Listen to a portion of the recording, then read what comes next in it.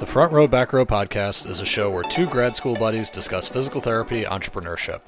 I helped guide a company to an 8-figure exit, and I'm now starting my own mobile company. Brian grew his mobile practice to 4 clinics, and he's now doing $1 million in revenue. Join us as we help you grow your own business. Hello and welcome to the Front Row Back Row podcast. My name is Dr. Owen Campbell, and with me, as always, is Dr. Brian Wolf, and together we are PhysioGrowth. PhysioGrowth is a mentorship group, and we really specialize in taking physical therapy and just really any healthcare business owner and helping them to realize how they can grow their business, get out of these ruts, right? And we do that with our mastermind group. We meet every week. We do a Q&A.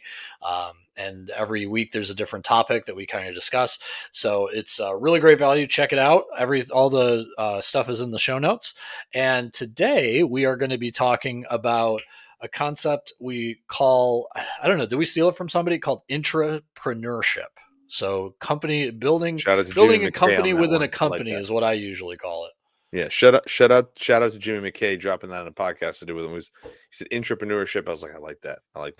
There you go. So building a business or brand within a company. I love that. All right. So let's flesh that out a little bit more for the listeners, right? So what we're talking about is you're an employee in a company. Maybe you don't want to jump into entrepreneurship. And you're looking at maybe making it so that you're more valuable to your company. So this could help in salary negotiations, or you're on the other side of the table. You're the manager, the owner of the company. And you're saying, man, how do I get my employees to be way more engaged? Where do I get to stop this burnout, to stop this like job dissatisfaction that's kind of plaguing the PT industry?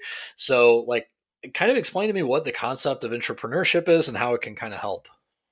So I think the biggest thing I would say about this is the way it came about was we were talking about it, like I said, with Jimmy McKay, about kind of like on the PT Pinecast about, essentially how people who are employees in physical therapy, they think that the only way in orthopedics to make more money sometimes is to like start their own business. And I think that that's just not true at all. If anything, our last podcast, we talked about Owen and how you can climb the corporate ladder and how you can do different stuff and how you can really add more value. I think the biggest thing to realize if you're any type of new physical therapist, that understanding is now, I'll give you a great example. I have, when I look at my staff in general, I look at people who work for us and I look at PTs that I've worked with. If you're a new graduate physical therapist, work on becoming a better physical therapist, right? Like, I don't know even what that timetable is, right? Owen, is it a year? Is it 2 years? I think it's whenever you get dropped 12 patients or 15 patients or 16 patients probably on your schedule, more than where it feels a little bit uncomfortable no matter what. Mm-hmm. But you also feel like it's not a big deal. Like you're like, it's just normal. I can get through this. And it's not like I'm seeing stuff that's taking me an hour or I don't know what to do and I get stuck in a position, right? Like as a skill set wise. Yeah, I would usually coach people like you should be able to have seen a certain diagnosis and have like a lot less processing time. Right. There you go. A busy day should feel not awesome, but comfortable. That's a great way to look at it. Right. Yeah. So basically what I'm saying is once you get to that point, if you want to make more money within a company, you have to develop other skill sets. And so one of the things I think that Owen was talking about that I loved was you were talking about the retention of employees. And a way to think about retention of employees is a lot of companies like ours, what we'll do is if someone builds a specific program that brings in patients, and particularly patients that they love to see, it's a win-win situation. They're seeing the patients they want to see. We know they have a referral machine. So ultimately, if they've built this referral machine and can create this, we want to pay them more money. Not we're going to pay them more money. We want to pay them more money because ultimately they become more valuable, right? And so I think what I'm getting at when we're kind of chatting is the idea of like, how to develop those programs. So what are some ideas of how to do that? And so that's what I think the idea of intrapreneurship is. What are different systems and programs you can build within your current working situation where right now, this year, you can end up making more money? Yeah. So let's break that down from two different viewpoints, right? So like because again, this is a podcast primarily looking towards entrepreneurs, right? So I think from the perspective of like, how would one foster that in their company, right? So like you said, we want to pay them more money. So you got to think, okay, where are we getting that money from? How do I justify it, right? So I think that at least from my side, my corporate side, where I did a lot of kind of asset allocation and things like that, the biggest thing that I would say as an owner that I would justify it to maybe somebody who wasn't doing that would say, look, physical therapist A is bringing me more patients. I want to eventually open a third clinic so I can help more of our community. And because I don't have to spend the money marketing because I have therapist A, right? I'm much more willing to give therapist A some of that marketing money, right?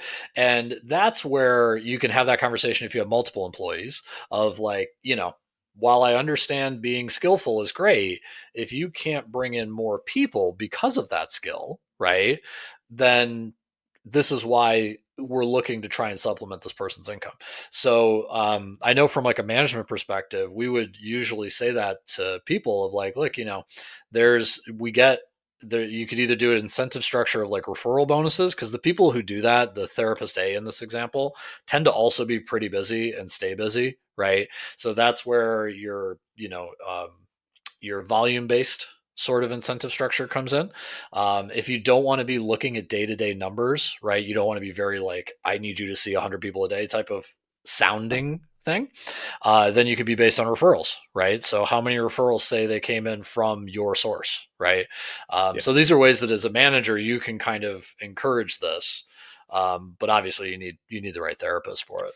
And that's also through like just incentives, like from the insurance side, which you're talking about, like how to get in more patients, right? Yeah. So I was going to talk a little bit different because I think for us, like one of the things one of the things that people, especially physical therapists, that if you're listening to this and you're a physical therapist that agrees with this, um, one of the things I think people talk about within my organization at times is I want to do more stuff in strength and conditioning, right? Yeah.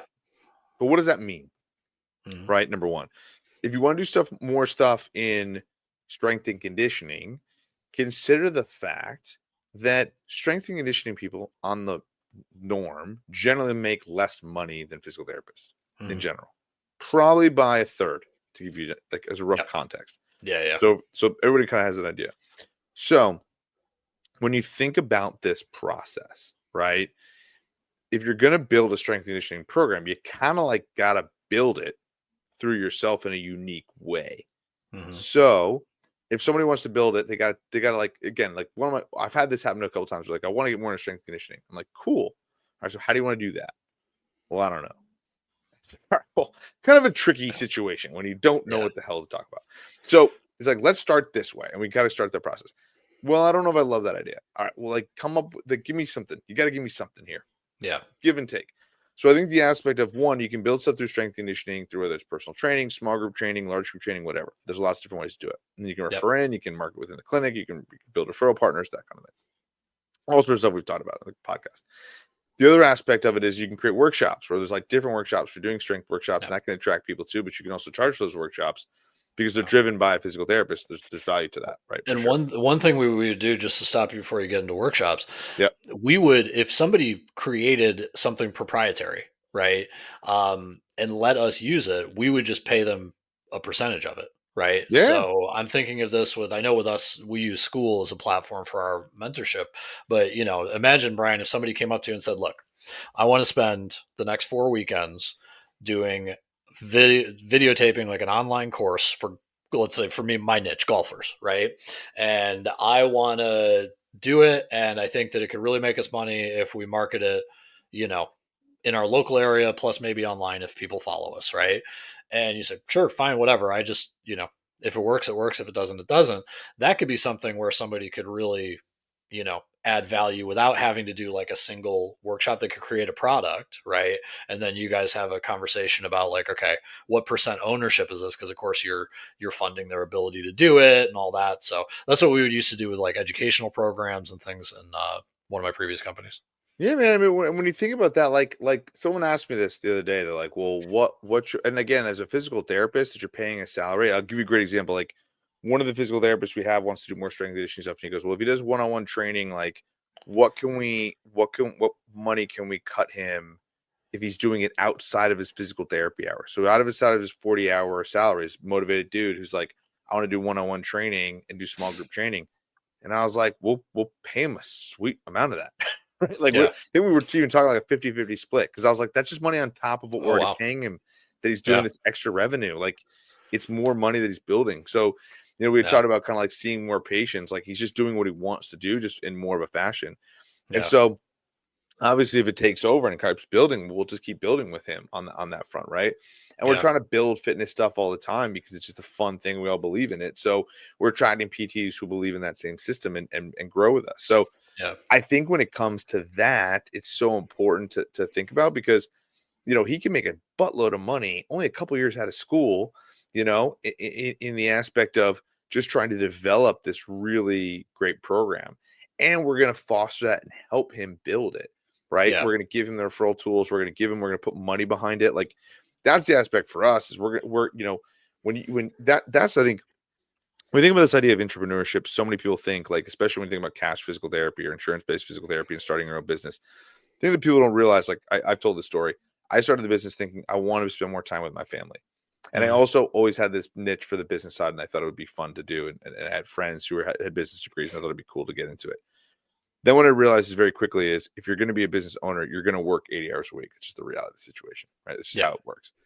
So as I got going in the process of building the business, I also fell in love with the way of doing it and building the business, Mhm. and understood that there were different times where I could create more flexibility around, and Yep. then ultimately allow that to be better. And so the reason I bring that up is, if someone, I didn't realize that, like, health insurance overhead, right? Like websites, like we've Mhm. talked, like rent, right? All these different things, like how much they were going to eat out of our regular, daily businesses and daily Yeah. life in terms of finances. And so when I look at, in general, people, there could be a lot easier barrier to, if you're just like, I want to make more money and create more flexibility, you could do it within an organization a lot faster. No Yeah. doubt about it. There are Yep. PTs in corporations that probably make more money than I do as a salary, right? So even though Yeah. my business has probably made more money, it doesn't mean, just because we have a great revenue stream that comes in, doesn't mean that I'm collecting that money, because I got rents to No. pay, I got people to pay, right? All this stuff. So Yeah. anyway, that's kind of the idea behind the entrepreneurship. So I think, again, there's ways to do that as well. The workshops you can set up, right? There's so many cool ways to do that. I have one Yeah. therapist who I always thought she should do like a kettlebell workshop, because she does such cool stuff with mobility and training and injury prevention. So I was like, God, you should just do a workshop with here. If she did even once every other week, or once a quarter, or twice a quarter, or whatever, you could charge like 50 to 100 bucks per applicant. You get 30 people in a room. That's $3,000. You Yeah. split that with somebody, and the other guy's got to pay the rent. That's 1,500 bucks in your pocket. Multiply that 8 times. Like, that's pretty nice money. You know Well, what I and mean? and I can tell you, just listening to this and listening to you as an owner of a multi-clinic site, right? You are not the norm, right? I have sat with board members of very, very, very profitable companies. I've met with people who've been in rooms with others, right?